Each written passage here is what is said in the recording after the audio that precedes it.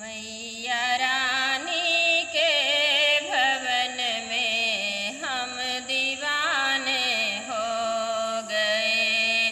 माता रानी के भवन में हम दीवाने हो गए।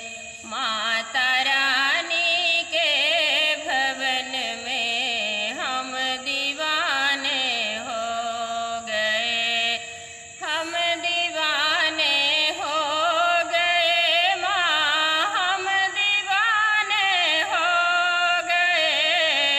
हम दीवाने हो गए माँ, हम दीवाने हो गए। माता रानी के भवन में हम दीवाने हो गए।